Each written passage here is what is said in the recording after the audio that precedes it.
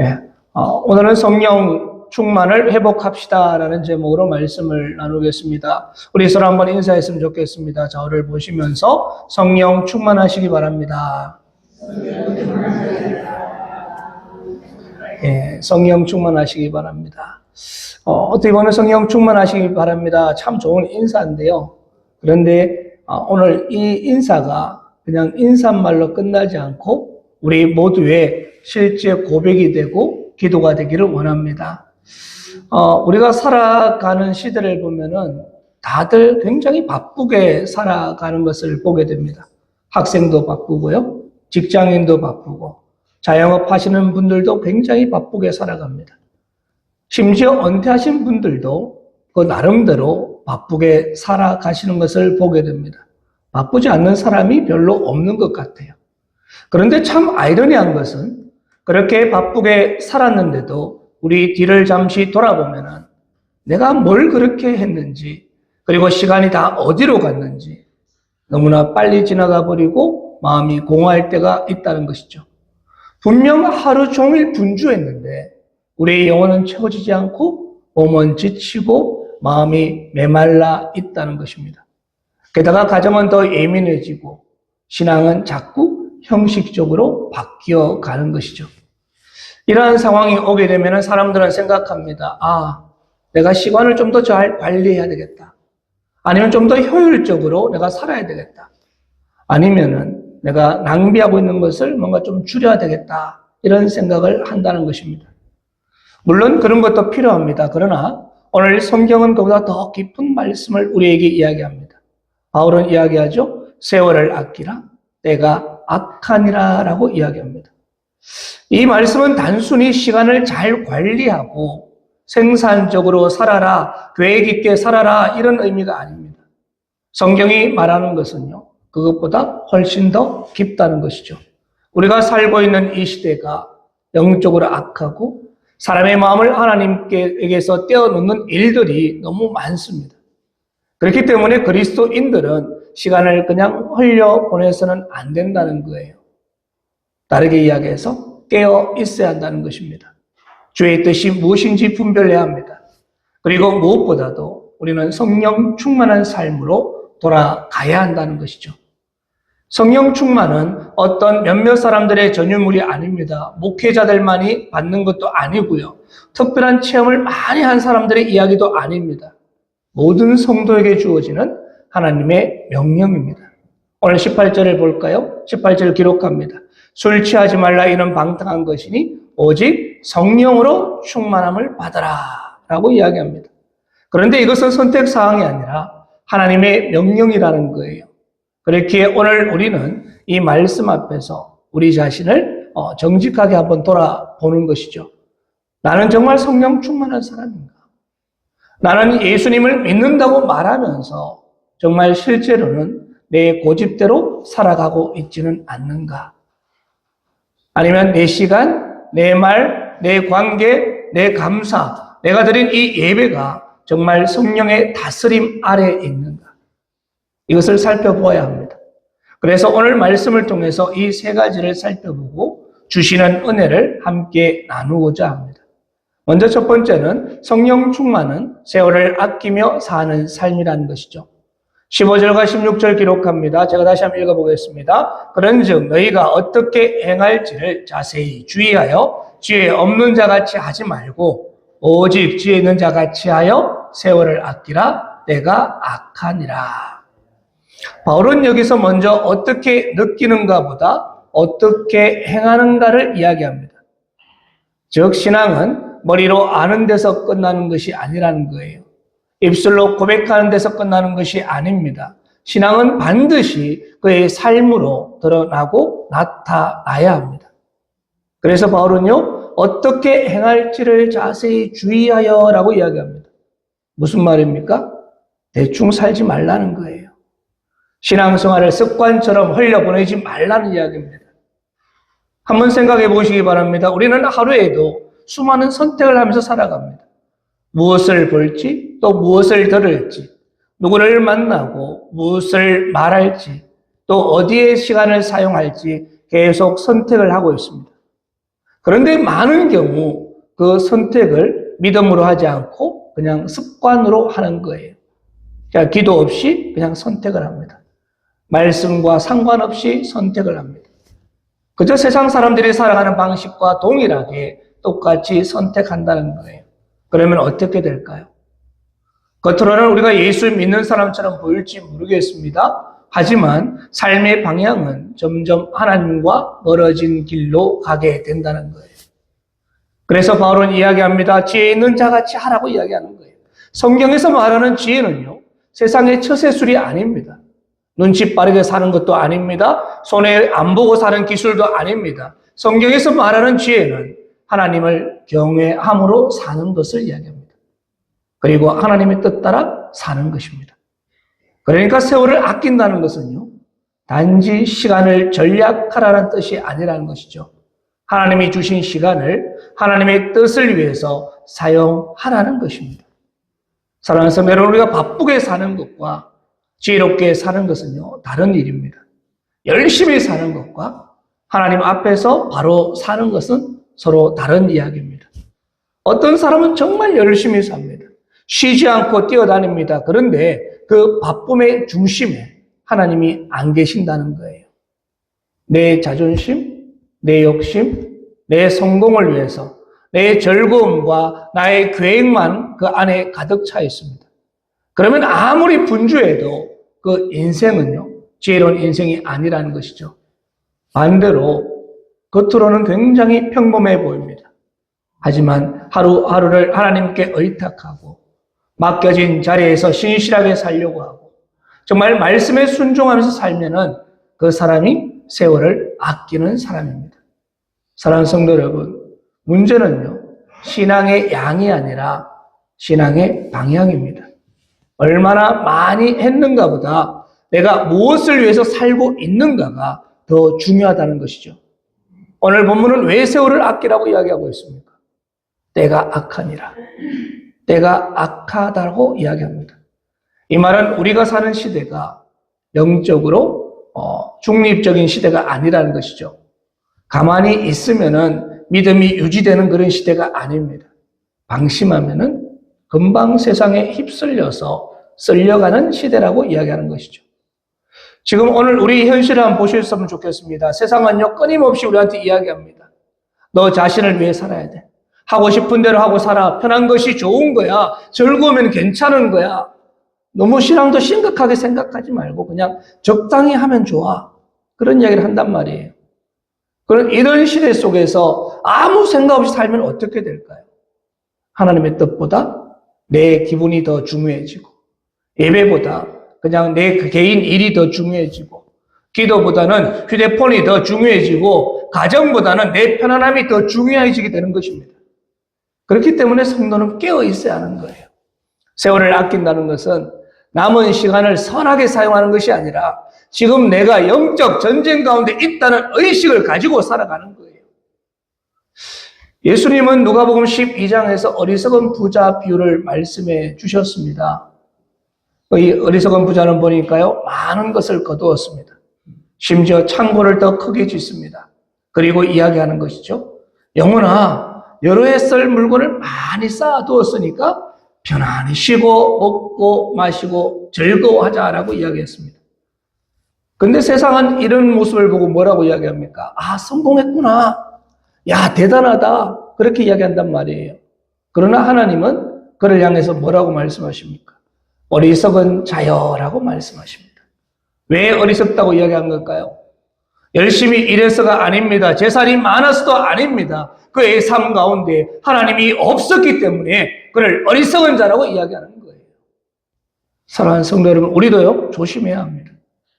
오늘 우리의 목표가 그저 편안하게 사는 것, 남들보다 좀 더 누리는 것, 조금 더 인정받는 것, 그렇게 되어버리면은 결국 우리는 세월을 아끼는 사람이 아니라 세월을 흘려보내는 사람이 되고 만다는 것이죠. 그렇기 때문에 우리 성도님들은 정말 자기의 시간표를 보기 전에 먼저 하나님의 뜻을 물어보시는 것입니다. 주님, 오늘 이 시간을 내가 어디에 써야 할까요? 주님, 이 말을 해야 합니까? 하지 말아야 할까요? 주님, 이 만남 속에서 제가 어떻게 해야 합니까? 주님, 저의 남은 인생을 무엇을 위해서 살기를 원하십니까? 이런 질문이 살아있는 사람이 세월을 아끼는 사람인 줄로 믿습니다.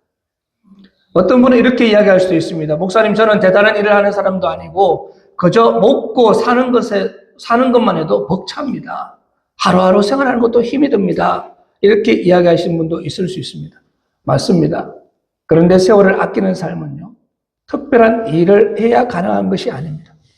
아침에 눈을 뜨면서도 오늘 하루를 버텨야지가 아니라 주님, 오늘 하루도 주님께서 나에게 주신 날입니다라고 고백하고 시작하는 것입니다.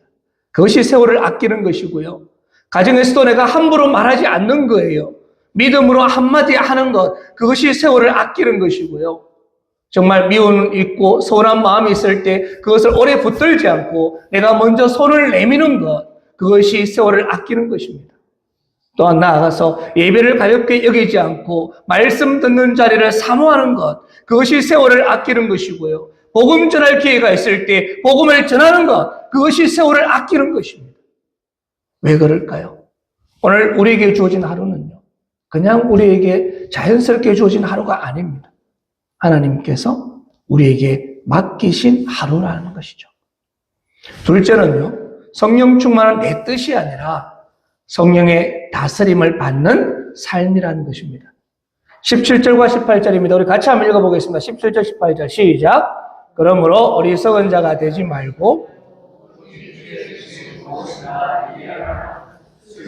말라. 이는 방탕한 것이니 오직 성령으로 충만함을 받으라.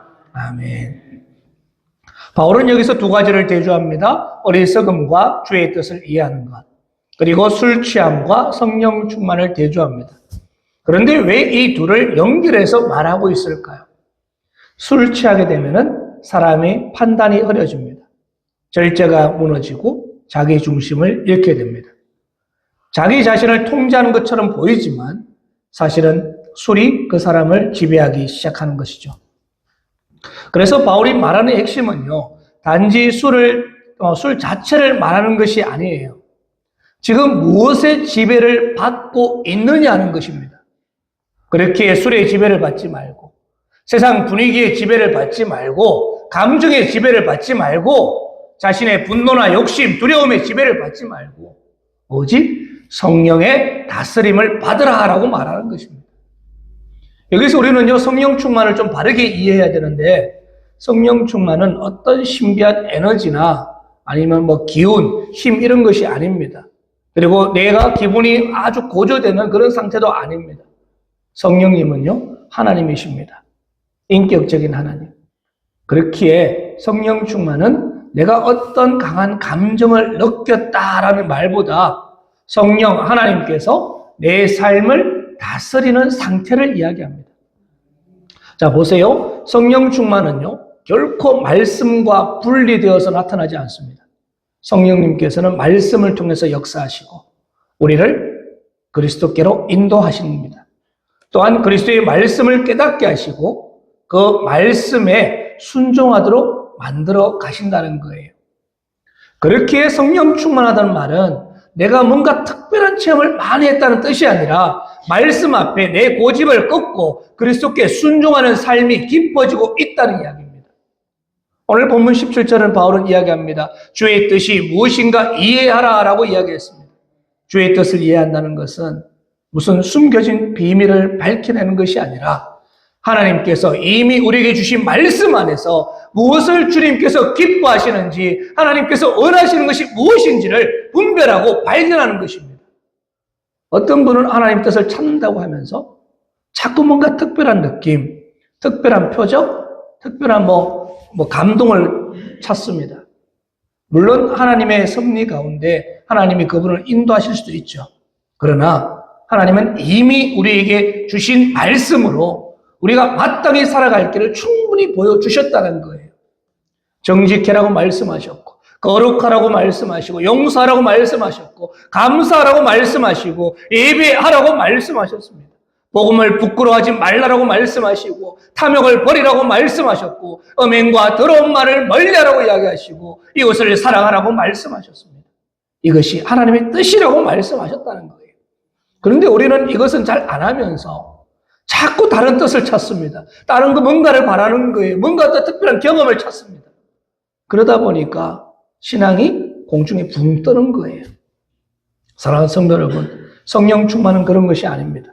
성령 충만은 내가 내 삶의 운전대를 계속 쥐고 있다가 필요할 때 하나님 도와주세요 하고 하나님께 드리는 것이 아니라 처음부터 운전대를 하나님께 그냥 맡기는 거예요. 주님, 제 생각을 다스려 주시옵소서. 주님, 저의 말을 다스려 주시옵소서. 주님, 제 분노를 다스려 주시고 제 상처를 다스려 주시옵소서. 주님, 제 계획을 주님이 다스려 주시고 우리 가정을 주님이 다스려 주시옵소서.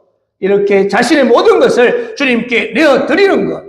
그래서 주님이 그것을 인도하는 것이 성령 충만입니다. 또 하나 우리가 기억해야 할 것이 있습니다. 성령 충만은 모든 성도에게 이미 주어진 구원의 은혜와 연결되어 있다는 거예요. 에베소서를 보면 바울은 이미 앞에서 우리가 그리스도 안에서 택함을 받고 구속함을 받고 약속의 성령으로 인치심을 받았다라고 이야기하고 있습니다. 그러니까 성령 충만은요, 구원받은 사람이 그 다음에 받는 어떤 별도의 등급이나 은혜 이런 것이 아니라 성령 없는 그리스도인은 없다는 거예요. 다만 성령께서 우리 안에 계시는데도 불구하고 우리가 그분의 다스림에 순종하지 않기 때문에 성령 충만을 누리지 못하는 것입니다. 그래서 성령 충만에는 반드시 회개가 따라가고요, 기도가 따라가고 말씀에 대한 순종이 따라가게 되어 있습니다. 왜 우리가 자꾸 메마를까요? 예배를 드리는데 왜 감격이 없을까요? 말씀을 많이 듣는데도 불구하고 왜 변화가 더디게 나타나는 걸까요? 그렇게 오래 믿었는데도 불구하고 말과 성품은 왜 변화가 없이 그대로일까요? 성령님이 안 계셔서가 아니라, 성령님이 우리를 버리셔서가 아니라 우리가 성령의 음성보다 내 욕심의 소리를 더 크게 듣기 때문입니다. 말씀 앞에 순종하기보다 변명하기 바빴기 때문입니다. 작은 죄와 타협했기 때문입니다. 성령은요, 결코 죄와 타협하지 않습니다. 그렇게 성령 충만한 사람은 죄를 편안하게 안고 살 수가 없어요. 말씀을 들으면 마음에 찔림이 생기고 회개가 생기고 내가 잡고 있던 걸 내려놓게 되고 돌이키게 된다는 것입니다. 오순절날 마가다락방에 있었던 제자들을 보십시오. 그들은요, 강한 사람이 아니었어요. 두려움에 떨던 사람이었지 않습니까? 주님이 잡혀가시니까 본인들도 잡혀갈까봐 두려워서 떨며 도망갔던 사람들이었습니다. 심지어 문을 걸어 잠그고 숨어있던 사람들이었어요.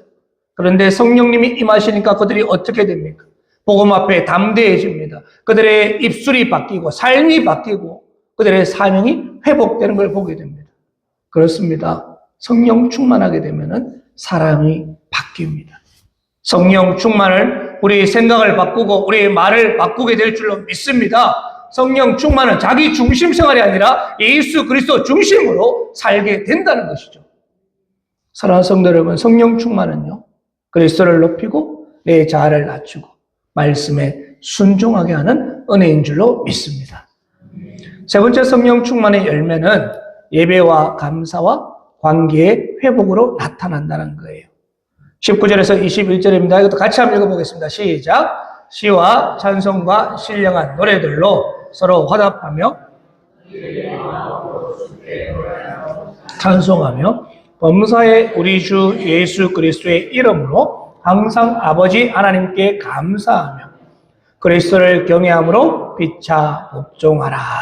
아멘. 지금 이 말씀이 매우 중요한데요. 왜냐하면 바울이 성령 충만의 결과를 아주 실제적으로 말해주고 있습니다.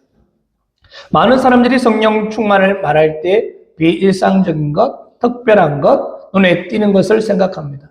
그런데 바울은 그렇게 이야기하지 않습니다. 무엇이라고 말하고 있습니까? 성령 충만하면은 예배가 달라지고 감사가 살아나고 관계가 달라진다라고 이야기하는 거예요. 19절 다시 한번 볼까요? 시와 찬송과 신령한 노래들로 서로 화답하며 너희의 마음으로 주께 노래하며 찬송하며. 아멘. 그렇습니다. 성령 충만하게 되면 예배가 살아나는 거예요. 성령 충만한 사람은요, 입술이 달라집니다. 전에 불평과 원망이 먼저 나왔는데 이제는 찬송이 살아나고, 전에는 사람을 찌르며 공격하는 말이 많았는데 이제는 그 입에서 은혜의 말이 나오기 시작합니다. 왜 그렇습니까? 마음이 달라졌기 때문입니다. 찬송은 단지 노래가 아니지 않습니까? 찬송은 하나님이 나의 주인이심을 고백하는 신앙 고백인 줄로 믿습니다. 그래서 성령 충만은요, 예배의 회복으로 나타나게 되어 있습니다. 억지로 앉아있는 예배가 아니라 마음으로 하나님께 나아가는 예배가 되고, 찬송 가사가 다시 들리고 기도가 다시 살아나고 말씀을 듣는 귀가 열리는 것입니다. 사실 우리의 신앙 상태는요, 찬송할 때 많이 드러나는 거예요. 보면은 입술은 움직이는데 마음은 멀리 가 있는 분이 계십니다. 찬양은 부르고 있는데 하나님은 생각하지 않는 경우가 있다는 거예요.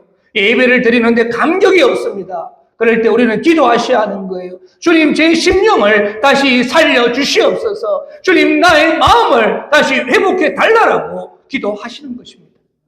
사랑하는 성도 여러분, 성령 충만은요, 예배를 살립니다. 그리고 예배가 살아나게 되면은 우리의 삶이 달라지게 될 줄로 믿습니다. 그리고 보면 성령 충만하게 되면요, 감사가 다시 살아나는데 20절 말씀 기록합니다. 범사에 우리 주 예수 그리스도의 이름으로 항상 아버지 하나님께 감사하며. 바울은요, 아주 강하게 이야기합니다. 범사에 항상 감사라라고 이야기합니다. 그런데 이 말씀을 듣기는 좋지만 실천하기가 참 쉽지는 않습니다. 좋은 일에 있을 때 감사하는 것은 너무나 쉽지 않죠. 어렵지 않죠. 그죠? 쉽게 할 수 있습니다. 형통할 때 감사하는 것 그냥 할 수 있습니다.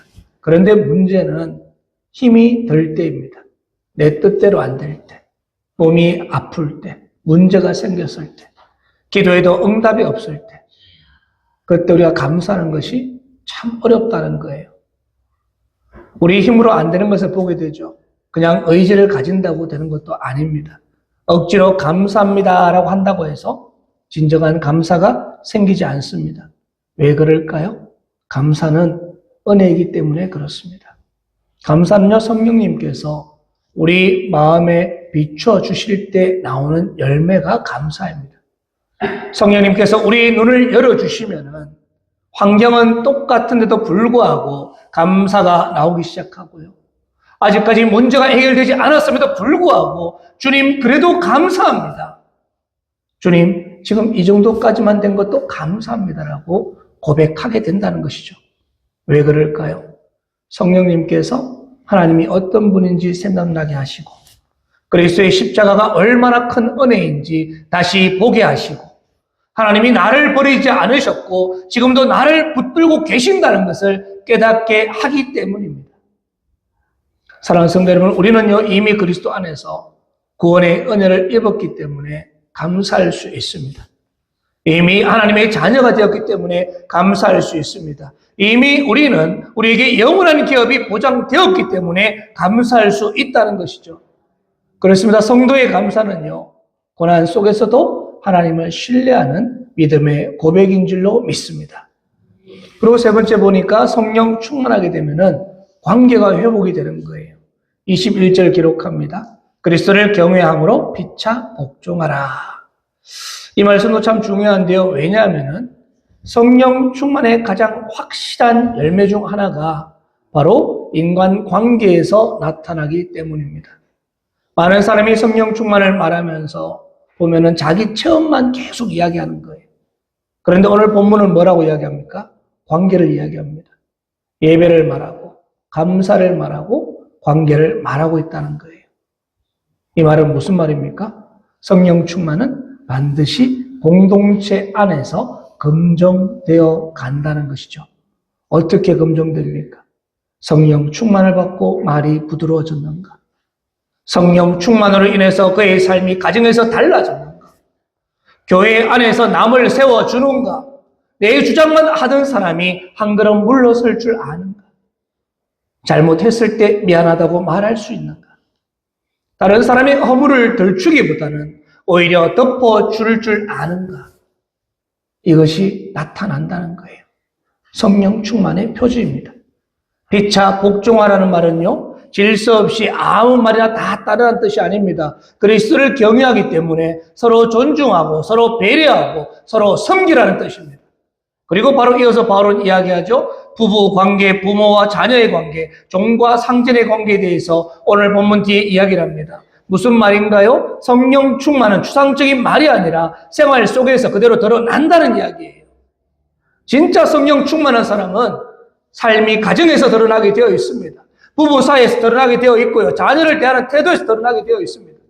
교회 봉사에서도 드러나게 되어 있습니다. 내가 아무리 은혜를 많이 받았다고 말을 해도 집에 가서 가족에게 독한 말을 하고 있고 교회에서 늘 다투고 남을 무시하고 자기 고집만 내세운다면 그 사람은 성령 충만했다고 말할 수가 없습니다. 성령님께서 역사하시면 먼저 내 안에 교만이 깨어지게 될 줄로 믿습니다. 나만 바라보던 마음에서 남을 바라보게 되고요.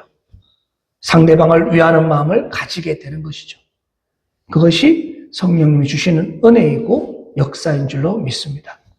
사랑하는 성도 여러분, 교회 안에서 많은 다툼이나 문제도 어디서 생길까요? 내가 옳다고 생각하는 데서 생깁니다. 내 방식이 맞다고. 내 자존심을 내려놓지 못하는 거예요. 너가 틀렸다는 것이죠. 그러다 보니까 이게 다툼이 생기고 문제가 생기는 것입니다. 그런데 성령 충만하게 되면 어떻게 될까요? 진리를 버리지 않으면서도 태도가 부드러워지는 거예요.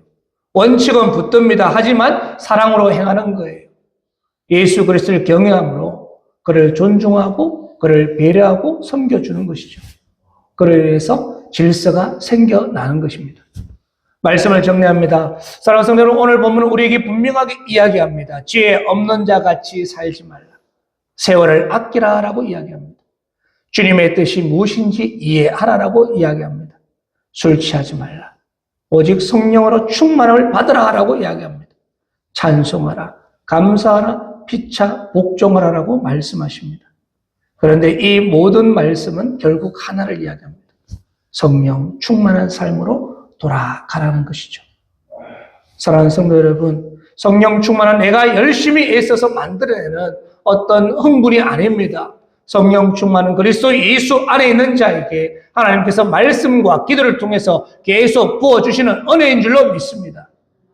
그렇게 성령 충만은요, 한 번의 행사로 끝나는 것이 아니라 한 번 뜨거워졌다고 또 평생 유지되는 것도 아닙니다. 그렇기 때문에 날마다 우리는 말씀 앞에 서는 것입니다. 날마다 회개하는 것이고 날마다 기도하는 것이고 날마다 내 마음의 주권을 주님께 드리는 것입니다. 사랑하는 성도 여러분, 우리가 성령 충만하게 되면요, 예배가 회복이 될 줄로 믿습니다. 감사가 회복될 줄로 믿습니다. 관계가 회복될 줄로 믿습니다. 우리 메마른 심령 가운데 우리 심령이 다시 살아날 줄로 믿습니다. 오늘 이 자리에 혹시 예배 자리에 나와 있지만 마음이 메말라 있는 분이 계십니까?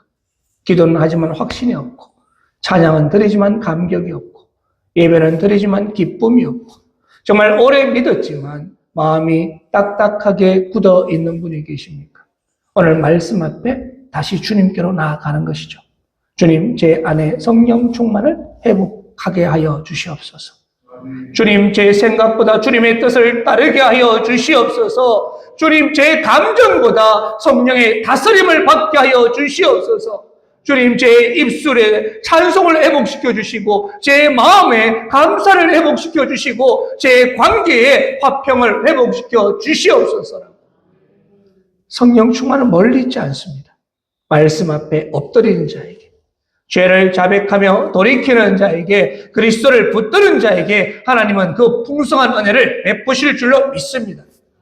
오늘 저와 여러분이 정말 다시 한번 성령님의 다스림 안으로 들어가서 우리의 예배가 살아나고, 우리의 가정이 살아나고, 우리 교회가 살아나고, 우리 남은 인생이 하나님 앞에서 복되게 쓰임받는 귀한 은혜를 누리시기를 주님의 이름으로 축원합니다. 아멘. 기도드리겠습니다.